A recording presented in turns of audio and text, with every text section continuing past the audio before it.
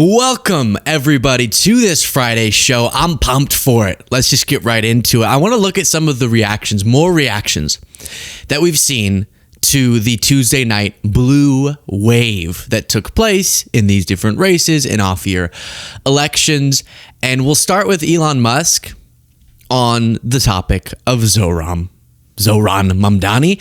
And Elon just kind of short circuits here when he's trying to make a case, which is interesting because it's not like there aren't substantive critiques of Zohran, but man, Elon struggles to make them. Who's supposed to be the genius of all geniuses, right? Say Mamdani's a swindler. I know he has a bunch of fake accents that he used to use. Yeah. And, but what else has he done that makes him a swindler?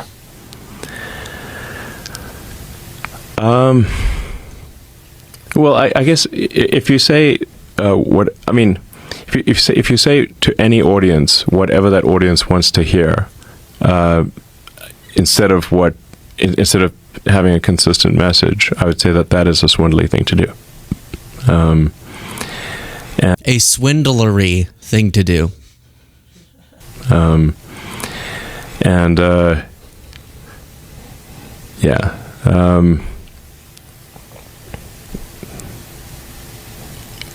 Yeah, but he is Guys, do you want to get really depressed for a second? He's about to be the world's first trillionaire. Musk wins $1 trillion pay package, creating split screen on wealth in America. Maybe that's the wrong guy to trot out against the affordability candidate. I love how he says he appeals to different audiences. First of all, again, say what you will about Zohran. And by comparison, I've leveled much more substantive, hard-hitting critiques than that, whatever the heck that was. But he has the most consistent message. That was the whole joke, was every single topic gets brought back to affordability, which is what people resonated with. And for then him to be like, as we get this headline about his $1 trillion pay package. But also, you're describing politicians and you support Trump, who is the most two-faced person in what he says in front of this crowd versus that crowd. He'll just completely change his message regardless. He'll say contradictory things constantly and people just hear whatever they want to believe that he believes. Then Rogan was referencing... What's that Kamala thing they criticized? The thank you so much. What was the thing about? I love you back. Or I love you back. They did a lot of things about, she used different accents in front of different people. I didn't realize that was a big critique against Zohran. The one that I saw them circulating was he was like in Uganda and was speaking differently than he speaks here, which is like, okay. Now I was in Uganda. And when I started speaking differently, now people had a problem. When I started changing my accent, now people had a problem. Not actually. I was there, and the true story is someone I was with kept using an accent. And it was bizarre.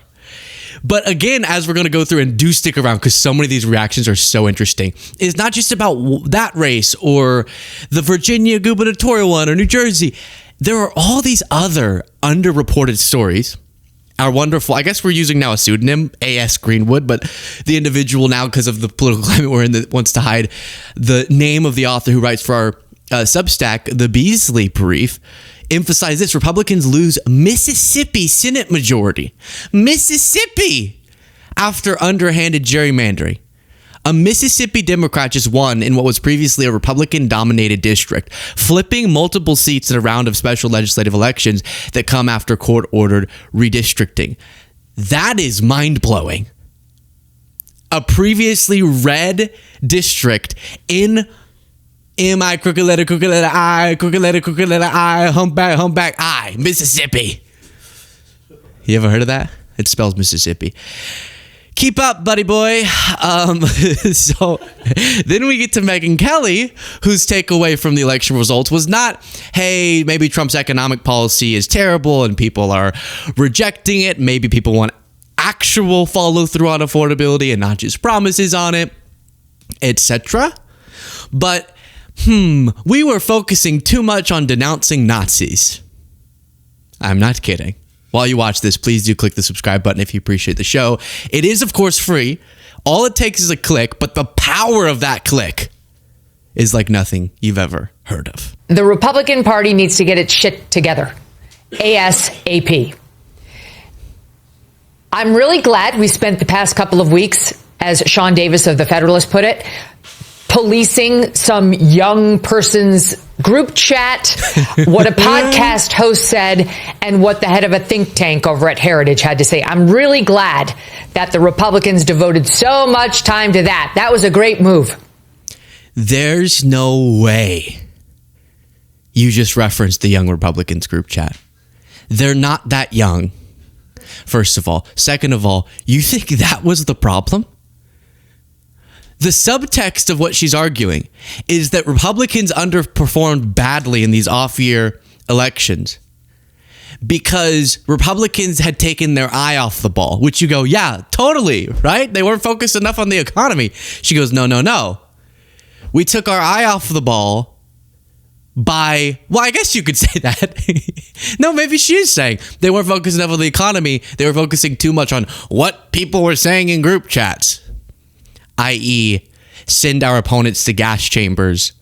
I love Hitler is the aforementioned group chat, chit chat, the venting that we heard described. I don't know if that was the problem. Then you have a Fox host saying this. I think what he was getting at was if you would talk more about the success we've had, we would not have had a bad night last night. I mean, there's no way to put a sugarcoat on what happened last night. I mean, Glenn Youngkin, that flip, New Jersey wasn't close. New York, I mean, those of us in South Carolina really didn't follow that race, and we're not surprised at it, but it does impact y'all. I think what the president's saying is, look, y'all got to talk more aggressively and persuasively about the success we have had and do not get distracted. I mean, you look at the headlines recently, Sandra, and you got an apoplectic congresswoman who's having a psychotic episode in Charleston at an airport. You got... That was about Nancy Mace. Sheesh.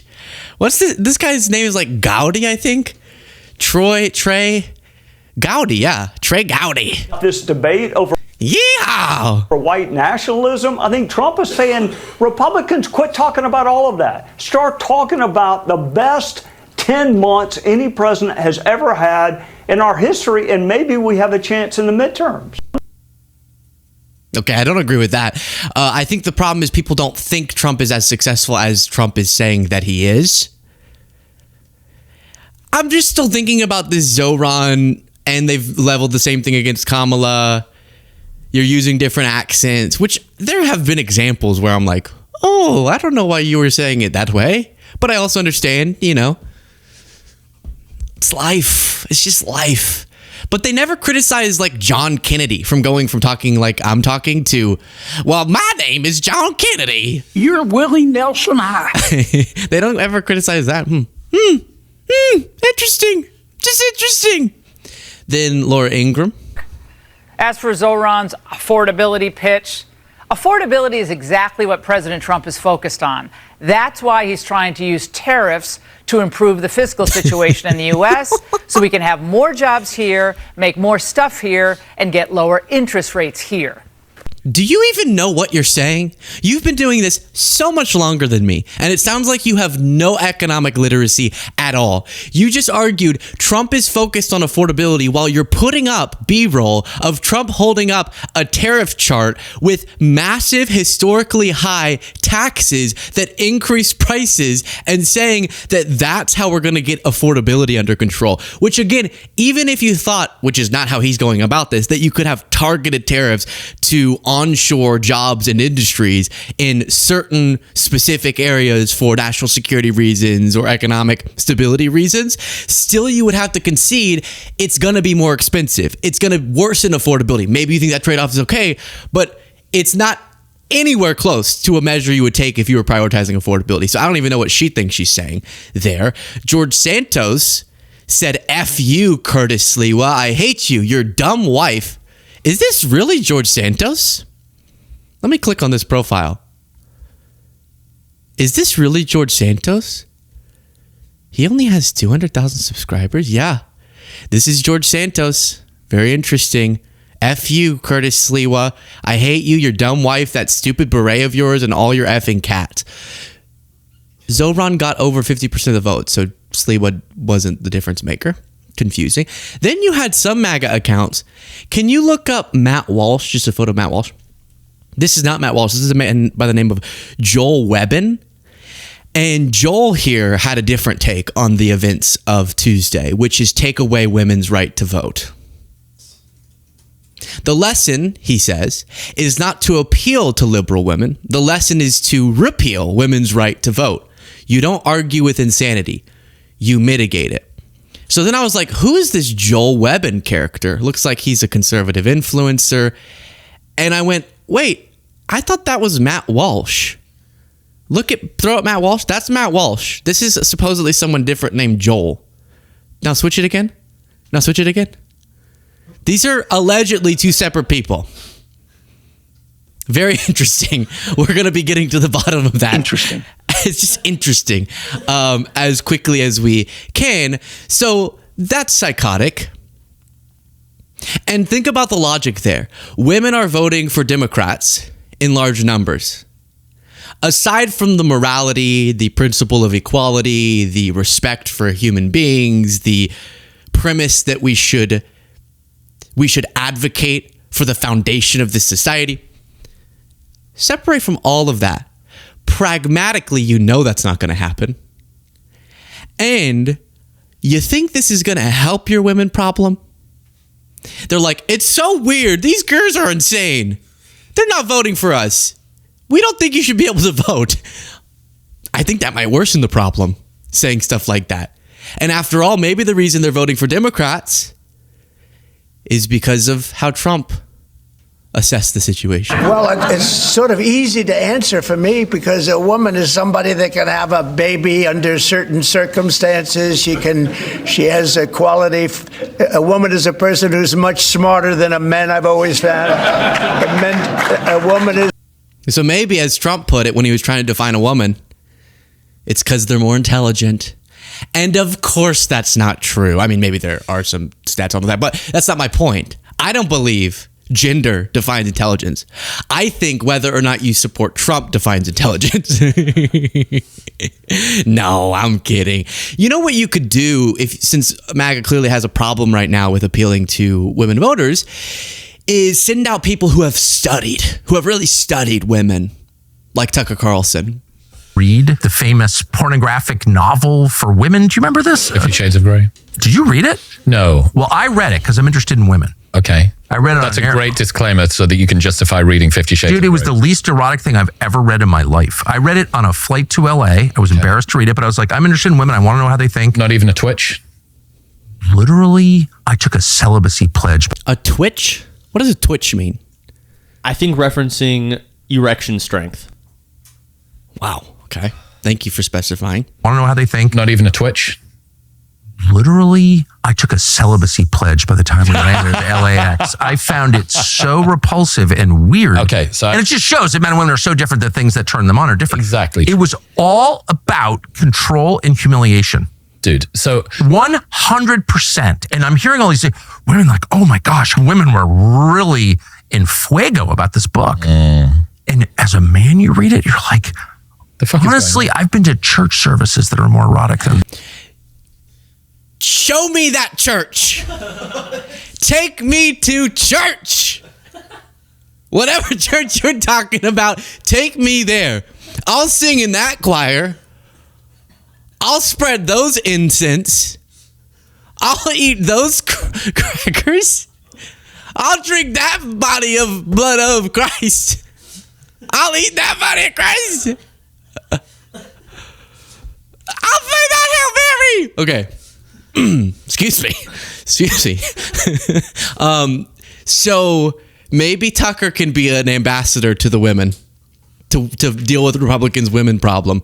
You know how all of the talk of the town was Democrats need to win back young men. Democrats, young men problem. We gotta also brand the Republicans' women problem. And they always thought it was just about Not just, but they always consoled themselves by saying, well, we're not going to concede on reproductive rights. We're standing strong on that. And this is just a matter of abortions. And then this election wasn't anything about that. You got to learn more about women who can have a baby under certain circumstances and are smarter than a... Well, it's going to be a good one today, ladies and gentlemen. You can feel it in the air.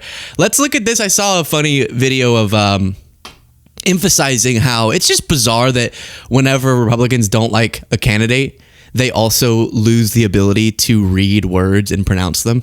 I saw those comments from Mamdani. Mamdani. Can you repeat that? His name is Mamdani. I know you don't mean it this way, but when you mispronounce his name, it comes off as disrespectful. I know the president has great respect for Prime Minister Modi. No, we're talking about Zoran Mamdani. Mayor of Miami. Mamdani. He's the mayor-elect of New York City. Marty McCary. What? It's Mamdani. It's not that hard. You really can't say it? Are you just a stupid idiot? I think I've already answered the question. I guess so. Well, thanks anyway, Coraline. Coraline Lime. Oh, goodness gracious. Okay, then I don't think we need to look at that. But you have a lot of clips of people being like, hey, maybe the economy's not as good as Trump says it is. And everyone's like, what? I'll just play it for you. Let's see. Affordability is something we all need to acknowledge. Regardless of what party you're on, the voters are telling you that affordability is a problem. Whether it's gas prices or food prices, it's definitely on people's minds. And they voted and they showed us this is a topic we can't ignore. Yeah, so Marcus, square this for me, because the president said this in his Truth Social post, and it seems to be accurate. Walmart just announced that the prices for a Thanksgiving dinner is now 25% down 25% since under sleepy, crooked Joe Biden in 2024. Affordability is a Republican stronghold. Hopefully Republicans will use this irrefutable fact. There's something so ridiculous about, I just think the data shows that Americans are concerned about affordability. And Lawrence Jones is like, yeah, but counterpoint, Trump said sleepy Joe Biden. Yeah, Trump says that all the time. What? And I'm going to address this in a later segment. That whole the Thanksgiving dinner is cheaper talking point. Do you know why? You want to know why? It's a crazy branding thing. They made the meal way smaller. So they took out a bunch of stuff and they're like, it's cheaper now. So if that's true, I mean, growing up in Texas, everybody goes to Walmart. That's the number one retailer. Yeah. And then you got Amazon, of course. Why aren't people feeling it if it's down 25% with the groceries there? Well, it may be true that the meal from Walmart is down 25%, but food prices are not down. And I don't think we should acknowledge that they are. And I think that's the one mistake that we maybe have made in the last several weeks. Yeah, there we go. I mean, it's just true that grocery prices are up. We'll talk more about that. I don't want to get on the rant, but it's crazy how Trump is going. Walmart announced this is great, that their little meal package, Thanksgiving meal package, is cheaper. And it's as if I last year sold you 2 Sharpies for $10. And then when the Sharpie package just got cheaper, it's only $8 now. And I only give you 1. That's what they're doing. So I think that was a good explanation. Donald Trump then posted about Prop 50 being successful, which is the redistricting in California in response to Texas's. The unconstitutional redistricting, he writes, vote in California is a giant scam in that the entire process, in particular the voting itself, is rigged. All mail-in ballots where the Republicans in that state are shut out is under very serious legal and criminal review. Stay tuned. So being authoritarian as he be, and then understanding that Tuesday night was a referendum on him, on the Republican Party, on the economy. Trump has to make a decision. Does he change his messaging? Does he stop with the things that are pressing up prices? Or does he just lie? We only have one thing, beef, because the cattle ranches are doing well. We're going to bring the beef prices down, and they understand that, even if we have to help them out. But the beef also is not a big difference. But every price is down. The biggest price is energy. We're at almost $2 for... Energy in general is up. Groceries are up. It's not just beef. Let's see Mike Johnson trying with this one. Food prices themselves have still been going up. Grocery prices are still going up. How do you respond? Yeah, but the USDA has reported, and all of the economists have shown Food prices always go up. There's an inflationary level that's built into grocery prices, but they're going up at a much slower pace. In other words, we saw one of the sharpest increases a couple months ago that we've seen in a while. So no, it's not that the rate is slowing, but still increasing. And wow, has the message changed. It went from day one, groceries, they call it groceries, old-fashioned word, apples, lettuce, tomatoes, bacon, going down on day one, to, well, they kind of always go up, so that's not what you were saying when Biden was president. Well, I was being a little bit sarcastic when I said that. Yeah. And then, of course, the shutdown is causing chaos at the airports. And now they're just going to have to reduce how many flights can take place as we head into Thanksgiving, when a bunch of people are going to be traveling. A 4% reduction in domestic flights is in effect following an order from the FAA. It currently affects 40 airports in major U.S. cities, but then they all connect, so that's going to impact everybody. But further cuts are planned in coming days. And the Transportation Secretary, Sean Duffy, said, well, here's what's brilliant. If we keep restricting how many flights can happen, then there will be less delays and cancellations because they won't be scheduled in the first place. Brilliant! Back to work, I asked the head of the Air Traffic Controller Union to reach out to his controllers, to ask them to show up. It is their jobs. If they start coming to work, we may have the same experience we had in Newark. We had delays and cancellations in Newark in the early summer. We reduced the capacity, and then the flights were on time, right? We had less cancellations, less delays. It was the most on-time months we had at Newark ever. So that could be an outcome of what we're doing, and we'll see probably more people on less flights, which means less pressure on control. Sir, have you spoken to the press? So, don't worry. You won't have your flight canceled or delayed, because you won't be able to get a flight. What's the best way to mitigate the effects of drinking? Don't drink. Well, that's not an option.